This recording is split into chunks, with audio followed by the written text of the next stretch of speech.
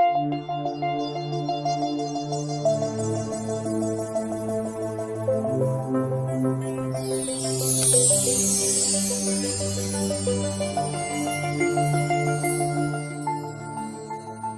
poursuivons notre cours de consécration avec ce chemin de croix particulier qui nous amènera le 8 décembre prochain en la solennité de l'Immaculée Conception de Marie à nous consacrer au Sacré-Cœur.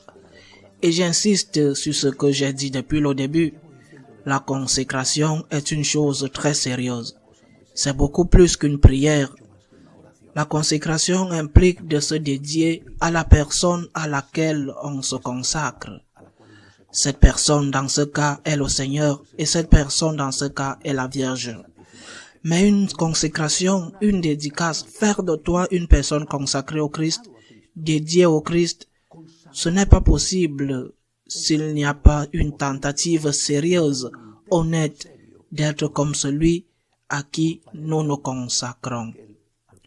Comment allons-nous nous consacrer au Sacré-Cœur si nous n'essayons pas d'être comme le Sacré-Cœur? Comment allons-nous nous consacrer au Christ si nous n'essayons pas d'être comme le Christ?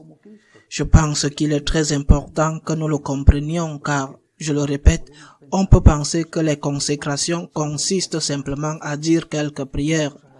Une consécration est bien plus qu'une simple prière. Une consécration est une conversion de la vie. Dans notre cas, dans la spiritualité de la gratitude. Une consécration est de se transformer en une personne qui, par reconnaissance envers Dieu, par reconnaissance envers le Christ, essaie d'être comme lui, essaie de faire sa volonté divine. Nous avons déjà vu quelques points de ce que devrait être notre imitation du Christ. Je voudrais en ajouter d'autres aujourd'hui. Par exemple, qu'a fait notre Seigneur? Il a aimé tout le monde. C'est ce que nous devons aussi faire. Aimer tout le monde. Avec certains, c'est plus facile, ou du moins parfois c'est plus facile. Il est plus facile de le faire avec l'enfant, et il n'est pas si facile de le faire avec l'enfant adolescent. Par exemple, il est plus facile de le faire avec le petit ami et non avec le mari après 20 ans de mariage ou l'inverse. Il est plus facile de le faire avec son ami qu'avec son ennemi. Il est plus facile de le faire avec les siens qu'avec les tranchés. Il est plus facile de le faire avec celui qui pense comme vous qu'avec celui qui est différent de vous.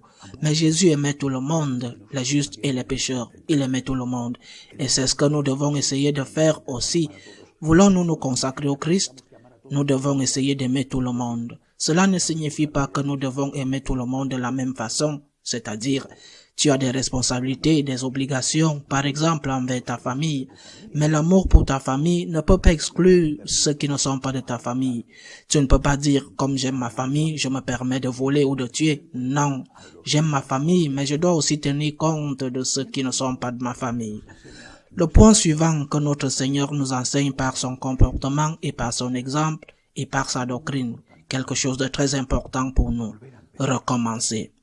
Chaque jour est un jour nouveau, chaque jour est différent, mais bien souvent nous portons le poids de nos péchés, de nos erreurs, et pas seulement parce qu'ils ont laissé une empreinte sur nous, mais parce que nous n'arrivons pas à nous libérer. Même après la confession, il y a des gens qui se souviennent encore. Dieu leur a pardonné, mais ils ne se sont pas encore pardonnés eux-mêmes.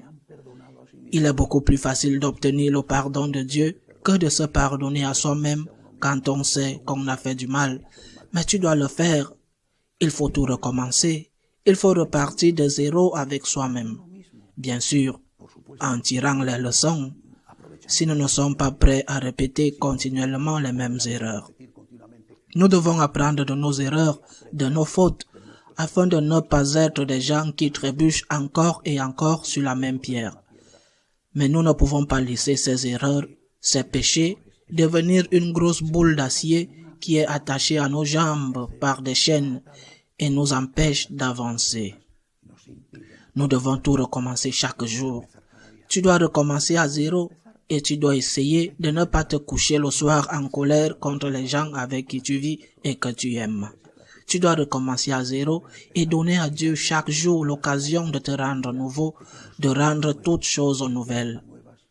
Et si nous disons cela par rapport à nous-mêmes, accepter la grâce de Dieu, accepter la miséricorde de Dieu qui t'a pardonné et être capable de te pardonner, bien sûr, afin de ne pas répéter tes erreurs. Nous devons le dire aussi à l'égard des autres. Pardonner et demander pardon. Recommencer avec toi-même, recommencer avec l'autre. Pardonner et demander pardon. On pense souvent que lorsque l'on pardonne, on prend un risque.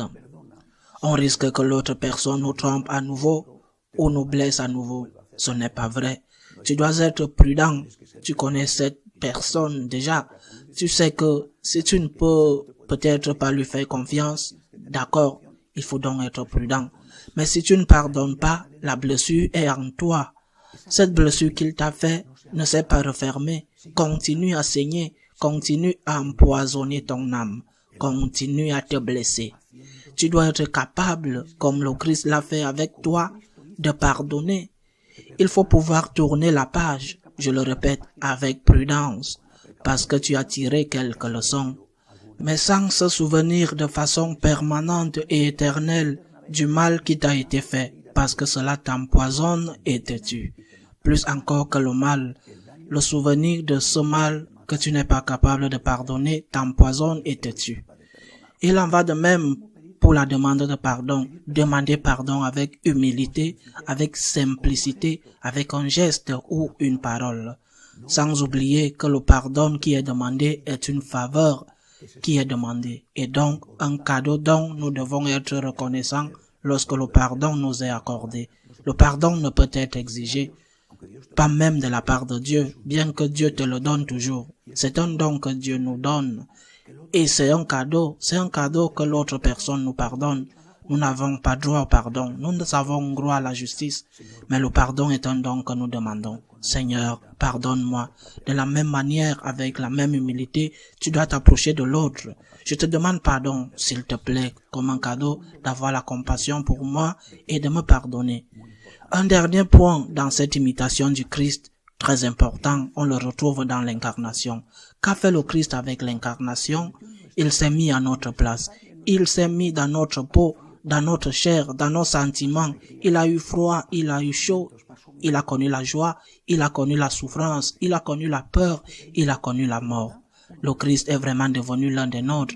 Eh bien, nous devons essayer la même chose pour imiter le Christ. Te mettre à la place de l'autre. Mets-toi à la place de ta femme. Mets-toi à la place de ton mari. Mets-toi à la place de tes enfants adolescents. Mets-toi à la place de tes parents âgés. Essaye de te mettre à la place de l'autre personne pour la comprendre, pour savoir ce qu'elle attend de toi. Aussi pour l'excuser. Je ne dis pas pour le justifier, parce qu'il y a des choses qui ne peuvent pas être justifiées, mais les comprendre. Il vit des mauvais moments, il a du mal au travail, il est sous pression. C'est vrai, puis il rentre chez lui, il est hystérique et s'énerve pour rien du tout. Oui, c'est vrai, il a raison, il doit être parfait, ne jamais rien faire de mal, ne jamais élever la voix. Mais c'est un être humain, mets-toi à sa place. Ou n'aimerais-tu pas qu'on se mette aussi à ta place et comprenne les circonstances qui te poussent à faire des choses que tu ne devrais pas? Je le répète, non pour justifier, mais pour comprendre. Le Christ s'est mis à notre place et il nous a donc aimés profondément. Il sait ce que c'est que de souffrir, il sait ce que c'est que de subir des tentations et il sait ce que c'est que d'avoir des difficultés. Nous voulons imiter le Christ par gratitude. Il nous a donné sa vie pour nous. Nous voulons lui ressembler, être comme lui, le refléter.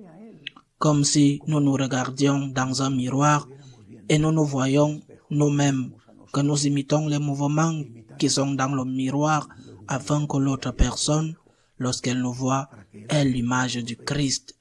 Qu'elle puisse penser que le Christ est là à travers nous. C'est quelque chose de très difficile, bien sûr, mais nous devons essayer. Nous devons essayer. Tout motivé religieusement. Pour toi, Jésus, pour toi. Un amour qui se traduit par des œuvres et pas seulement par des mots. Et un amour qui a une préférence pour ceux qui souffrent. Un amour qui te pousse à aimer en premier quand tu vois qu'il est nécessaire de le faire. de ne pas attendre que quelqu'un d'autre commence les choses. Un amour qui t'amène à aimer tout le monde. Un amour qui t'amène à placer tes propres échecs en la miséricorde de Dieu, en demandant le pardon de Dieu dans la confession et laisser derrière le passé pour être libre pour l'avenir en tirant des leçons. Un amour qui t'amène à pardonner et à demander humblement pardon. Et un amour qui t'amène à te mettre à la place de l'autre comme le Christ l'a fait, afin de l'aimer comme le Christ l'a fait pour chacun d'entre nous.